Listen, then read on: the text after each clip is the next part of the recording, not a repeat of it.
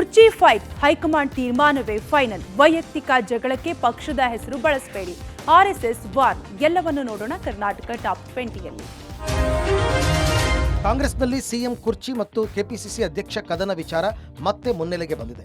ಈ ಬಗ್ಗೆ ಬೆಂಗಳೂರಿನಲ್ಲಿ ಡಿಸಿಎಂ ಡಿಕೆ ಶಿವಕುಮಾರ್ ಪ್ರತಿಕ್ರಿಯಿಸಿದ್ದು, ಕಾಂಗ್ರೆಸ್ ಪಕ್ಷ ಒಂದು ಕುಟುಂಬ, ನಮ್ಮಲ್ಲಿ ಯಾವುದೇ ದಾಯಾದಿ ಕಲಹ ಇಲ್ಲ.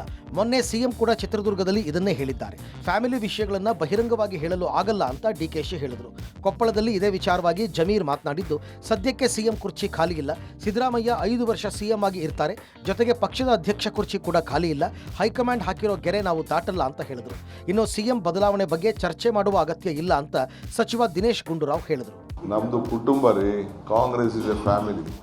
ನಥಿಂಗ್ ಚೀಫ್ ಮಿನಿಸ್ಟರ್ ಅಲ್ಲೇ ಹೇಳಿದ್ದಾರೆ, ತೆರೆ ಮರೆ ಎಲ್ಲ ಕಂಪ್ಲೀಟ್ ಸ್ಕ್ರೀನ್ ಎಲ್ಲ ಎಳೆದು ಓಪನ್ ಮಾಡಿ ನಿಮ್ಮ ಮುಂದೆ ಇಟ್ಬಿಟ್ಟಿದ್ದಾರೆ. ಸಿಎಂ ಕುರ್ಚಿ ಸದ್ಯಕ್ಕೆ ಖಾಲಿ ಇಲ್ಲ. ಈ 5 ವರ್ಷ ಮನೆ ಸಿದ್ದರಾಮಯ್ಯ ಅವರು ಮುಖ್ಯಮಂತ್ರಿಯಾಗಿ ಮುಂದುವರಿಸ್ತಾರೆ. ಈಗ ಮನೆ ಮುಖ್ಯಮಂತ್ರಿ ಕುರ್ಚಿನೂ ಖಾಲಿ ಇಲ್ಲ, ಮನೆ ಅಧ್ಯಕ್ಷ ಕುರ್ಚಿನೂ ಖಾಲಿ ಇಲ್ಲ. ಈಗ ತೀರ್ಮಾನ ಮಾಡೋರು ಯಾರು? ನಮ್ಮ ಪಕ್ಷ, ಹೈಕಮಾಂಡ್ ಪಕ್ಷ. ನಾವು ಹೈಕಮಾಂಡ್ ಗೆರೆ ಹಾಕಿದ್ದು, ನಾವ್ಯಾರು ಯಾರೂ ಗೆರೆ ದಾಟಲ್ಲ. ಜನಾರ್ದನ ರೆಡ್ಡಿ ರಾಮುಲು ವೈಯಕ್ತಿಕ ಕಚ್ಚಾಟಕ್ಕೆ ಆರ್ಎಸ್ಎಸ್ ಖಡಕ್ ವಾರ್ನಿಂಗ್ ಕೊಟ್ಟಿದೆ. ನಿಮ್ಮಿಬ್ಬರದ್ದು ಏನೇ ಇದ್ರೂ ನೀವೇ ಬಗೆಹರಿಸಿಕೊಳ್ಳಿ. ನಿಮ್ಮ ಜಗಳಕ್ಕೆ ಪಕ್ಷದ ಸಂಬಂಧವನ್ನ ಕಟ್ಟಬೇಡಿ, ಪಕ್ಷದವರೆಗೂ ತರಬೇಡಿ ಅಂತ ಎಚ್ಚರಿಕೆ ಸಂದೇಶ ರವಾನಿಸಿದೆ. ಆಸ್ತಿ ವಿಚಾರವಾಗಿ ಕಳೆದ 3 ದಿನಗಳಿಂದಲೂ ರೆಡ್ಡಿ ರಾಮುಲು ಸಂಘರ್ಷ ಸಾಕಷ್ಟು ಸದ್ದು ಮಾಡ್ತಾ ಇದೆ. ಪರಸ್ಪರ ಆರೋಪಗಳಿಂದ ಪಕ್ಷಕ್ಕೂ ಡ್ಯಾಮೇಜ್ ಆಗುವಂತೆ ಮಾಡ್ತಾ ಇದ್ದಾರೆ. ಆಸ್ತಿ ಟ್ವಿಸ್ಟ್ ಸಿಕ್ಕ ಬೆನ್ನಲ್ಲೇ ರೆಡ್ಡಿ ರಾಮುಲುಗೆ ಆರ್ಎಸ್ಎಸ್ ಶಾಕ್ ನೀಡಿದೆ. ವೈಯಕ್ತಿಕ ಕಚ್ಚಾಟವನ್ನ ಪಕ್ಷದ ಪಡಸಾಲೆವರೆಗೂ ಎಳೆದು ತಂದಿದ್ದಕ್ಕೆ ಸಿಟ್ಟಿಗೆದ್ದಿರುವ ಸಂಘ ಪರಿವಾರದವರು ಮಾಜಿ ಕುಚಿಕುಗಳಿಗೆ ಖಡಕ್ ವಾರ್ನ್ ಮಾಡಿದ್ದಾರೆ. ಇಬ್ಬರು ಬಹಿರಂಗ ಹೇಳಿಕೆ ಕೊಡೋದನ್ನ ಕೂಡಲೇ ನಿಲ್ಲಿಸಿ ಸೈಲೆಂಟ್ ಆಗಿದ್ರೆ ಒಳ್ಳೆಯದು. ನಿಮ್ಮಿಬ್ಬರ ವಾಗ್ಯುದ್ಧಕ್ಕೆ ಪಕ್ಷದ ಇಮೇಜ್ ಡೌನ್ ಮಾಡಬೇಡಿ ಅಂತ ಸಂದೇಶ ನೀಡಿದೆ. ಉಸ್ತುವಾರಿ ಸಭೆಗೆ ನಾನು ಹೋಗಿಲ್ಲ. ಅಲ್ಲಿ 600 ಶಾಸಕರ ಬೆಂಬಲ ಇದೆ. ಹೀಗಿರುವಾಗ ನಮಗೇನು ಕೆಲಸ ಅಂತ ಶಾಸಕ ಬಸವನಗೌಡ ಪಾಟೀಲ್ ಯತ್ನಾಳ್ ವ್ಯಂಗ್ಯವಾಡಿದ್ದಾರೆ. ಕಾರ್ಯಕರ್ತರಿಗೆ ಧೈರ್ಯ ತುಂಬುವಂತಹ ಅಧ್ಯಕ್ಷರಾಗಬೇಕು ಅಂತ ವಿಜೇಂದ್ರ ವಿರುದ್ಧ ಮತ್ತೆ ಯತ್ನಾಳ್ ವಾಗ್ದಾಳಿ ನಡೆಸಿದರು. ರಾತ್ರಿ ಡಿಕೆ ಶಿವಕುಮಾರ್ ಮನೆಯಲ್ಲಿ, ಮುಂಜಾನೆ ಸಿದ್ದರಾಮಯ್ಯ ಮನೆ, ಬೆಳಗ್ಗೆ ಬೋಲೋ ಭಾರತ್ ಮಾತಾ ಕಿ ಜೈ ಅಂದ್ರೆ ಹೇಗೆ ಅಂತ ಕುಟುಕಿದ್ರು. ಇನ್ನು ಬಿಜೆಪಿ ರಾಜ್ಯಾಧ್ಯಕ್ಷ ಸ್ಥಾನಕ್ಕೆ ಸ್ಪರ್ಧಿಸಲು ನಾನು ಸಿದ್ಧ. ಸ್ಪರ್ಧೆ ಖಚಿತ, ಗೆಲುವು ನಿಶ್ಚಿತ, ಠೇವಣಿ ಉಚಿತ ಅಂದ್ರು. ಬಿಜೆಪಿ ನಿಷ್ಠಾವಂತರ ಗುಂಪಿನ ಕೋರ್ ಕಮಿಟಿಯಲ್ಲಿ ನನ್ನ ಹೆಸರು ಅಂತಿಮವಾದರೆ ಸ್ಪರ್ಧಿಸುವೆ. ಬಿಜೆಪಿ ರಾಜ್ಯಾಧ್ಯಕ್ಷ ಸ್ಥಾನಕ್ಕೆ ಸ್ಪರ್ಧಿಸಲು ರೆಡಿ ಅಂದ್ರು. 600 ಶಾಸಕರು ಅವ್ರಿಗೆ ಬೆಂಬಲ ಐತಿ, 1500 MP ಬೆಂಬಲ ಐತಿ, 1000 MLC ಬೆಂಬಲ ಐತಿ, ಇಡೀ ರಾಜ್ಯದ ಕಾರ್ಯಕರ್ತರ ಬೆಂಬಲ ಐತಿ. ನಿರೀಕ್ಷಿತ ಇಲ್ಲೇ ಇಲ್ರಿ. ಕಾರ್ಯಕರ್ತರು ಹುರುಪಾಗಂತ ಅಧ್ಯಕ್ಷ ಆಗ್ಬೇಕು.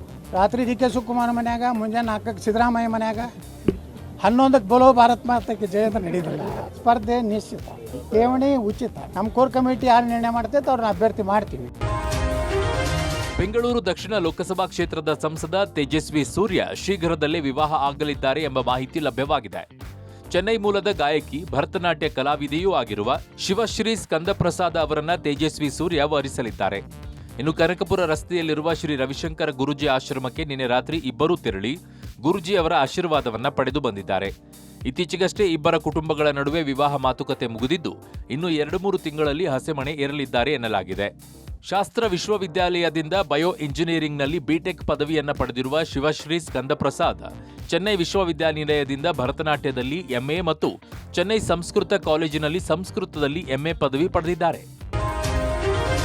ರೇಣುಕಾಸ್ವಾಮಿ ಹತ್ಯೆ ಪ್ರಕರಣ ಆರೋಪಿ ದರ್ಶನ್ ಮತ್ತೊಂದು ಕಾನೂನು ಸಮರಕ್ಕೆ ಮುಂದಾಗಿದ್ದಾರೆ. ಪೊಲೀಸ್ ಕಮಿಷನರ್ ಆದೇಶದ ವಿರುದ್ಧ ಹೈಕೋರ್ಟ್ಗೆ ನಾಳೆ ದರ್ಶನ್ ಅರ್ಜಿ ಸಲ್ಲಿಕೆ ಮಾಡಲಿದ್ದಾರೆ. ಜಾಮೀನು ಪಡೆದು ಜೈಲಿನಿಂದ ಹೊರಬಂದಿರುವ ದರ್ಶನ್ ಸಾಕ್ಷಿಗಳ ಮೇಲೆ ಪ್ರಭಾವ ಬೀರ್ತಾರೆ ಅಂತ ಪೊಲೀಸರು ದರ್ಶನ್ರ ಪಿಸ್ತೂಲ್ ಅನ್ನು ತಮ್ಮ ವಶಕ್ಕೆ ಪಡೆದಿದ್ದಾರೆ. ದರ್ಶನ್ ಪಿಸ್ತೂಲ್ ಪರವಾನಗಿಯನ್ನ ನಗರ ಪೊಲೀಸ್ ಆಯುಕ್ತ ದಯಾನಂದ್ ತಾತ್ಕಾಲಿಕ ರದ್ದು ಮಾಡಿ ಆದೇಶ ಮಾಡಿದ್ದಾರೆ. ಹೀಗಾಗಿ ಕಮಿಷನರ್ ಆದೇಶ ಪ್ರಶ್ನೆ ಮಾಡಲಾಗ್ತಾ ಇದೆ. ನಾನು ಸಾಕ್ಷಿಗಳ ಮೇಲೆ ಯಾವುದೇ ಪ್ರಭಾವ ಬೀರಿಲ್ಲ, ಷರತ್ತುಗಳ ಪೂರೈಕೆ ಬಳಿಕ ಕಾನೂನಾತ್ಮಕವಾಗಿಯೇ ನಡೆದುಕೊಂಡಿದ್ದೇನೆ. ಹೀಗಾಗಿ ಪಿಸ್ತೂಲ್ ವಾಪಸ್ಸು ಪಡೆದಿರುವುದು ಸರಿಯಲ್ಲ ಅಂತ ಹೈಕೋರ್ಟ್ ಮೊರೆ ಹೋಗ್ತಾ ಇದ್ದಾರೆ. ಕಮಿಷನರ್ ಆದೇಶ ಪ್ರಶ್ನಿಸಿ ಹೈಕೋರ್ಟ್ಗೆ ನಾಳೆ ಅರ್ಜಿ ಸಲ್ಲಿಕೆ ಮಾಡ್ತಾ ಇದ್ದಾರೆ. ಕಿರುತೆರೆ ಹಿರಿಯ ನಟಿ ಶಶಿಕಲಾ ಅಲಿಯಾಸ್ ಸುಶೀಲಮ್ಮ ವಿರುದ್ಧ ಕಿರುಕುಳ ಆರೋಪ ಕೇಳಿಬಂದಿದ್ದು, ಬೆಂಗಳೂರಿನ ವಿದ್ಯಾರಣ್ಯಪುರ ಪೊಲೀಸ್ ಠಾಣೆಯಲ್ಲಿ ನಿರ್ದೇಶಕ ಹರ್ಷವರ್ಧನ್ ದೂರು ದಾಖಲಿಸಿದ್ದಾರೆ. ಬ್ಲಾಕ್ ಮೇಲ್ ಮಾಡಿ ಮದುವೆಯಾಗಿ ಈಗ ಕಿರುಕುಳ ನೀಡ್ತಾ ಇದ್ದಾರೆ ಅಂತ ಹರ್ಷವರ್ಧನ್ ಆರೋಪ ಮಾಡಿದ್ದಾರೆ. 2020ರಲ್ಲಿ ಹರ್ಷವರ್ಧನ್ ಹೊಸ ಸಿನಿಮಾದ ಶೂಟಿಂಗ್ ಶುರು ಮಾಡಿದ್ರು. ಸಿನಿಮಾಗೆ ಹಣ ಹೂಡಿಕೆ ಮಾಡ್ತಾರೆ ಅಂತ ನಂಬಿ ಹರ್ಷವರ್ಧನ್ ಕೂಡ ರಿಲೇಶನ್ಶಿಪ್ಗೆ ಒಪ್ಪಿಕೊಂಡಿದ್ರು. ಈ ವೇಳೆ ನಾನು ಮದುವೆ ಆಗಲ್ಲ ಎಂದಿದ್ದಕ್ಕೆ ಶಶಿಕಲಾ ಓಕೆ ಎಂದಿದ್ರಂತೆ. ಆದರೆ ಕೆಲವು ದಿನಗಳ ನಂತರ ಮದುವೆ ಆಗುವಂತೆ ಶಶಿಕಲಾ ಒತ್ತಾಯಿಸಿದ್ದಾರೆ. ಇದಕ್ಕೆ ಒಪ್ಪದಿದ್ದಾಗ ಬೆದರಿಕೆ ಹಾಕಿ ಹಲ್ಲೆ ಮಾಡಿದ್ದಾರೆ. ಈ ಬಗ್ಗೆ ಅನ್ನಪೂರ್ಣೇಶ್ವರಿ ನಗರ ಪೊಲೀಸ್ ಠಾಣೆಯಲ್ಲಿ ಹರ್ಷವರ್ಧನ್ ದೂರು ದಾಖಲಿಸಿದರು. ಬಳಿಕ ಆತನ ವಿರುದ್ಧವೇ ಶಶಿಕಲಾ ದೂರು ನೀಡಿ ಜೈಲಿಗೆ ಕಳಿಸಿದ್ರು. ನಂತರ ಕೆಲವರ ಸಲಹೆ ಮೇರೆಗೆ ಒಪ್ಪಿ 2022ರ ಮಾರ್ಚ್ನಲ್ಲಿ ಶಶಿಕಲಾರನ್ನೇ ಮದುವೆಯಾಗಿದ್ರು. ಇದೀಗ ಮತ್ತೆ ಶಶಿಕಲಾ ಜಗಳವಾಡಿ ಬೆದರಿಕೆ ಕಿರುಕುಳ ನೀಡ್ತಾ ಇದ್ದಾರೆ ಅಂತ ವಿದ್ಯಾರಣ್ಯಪುರ ಪೊಲೀಸರಿಗೆ ಹರ್ಷವರ್ಧನ್ ದೂರು ನೀಡಿದ್ದಾರೆ.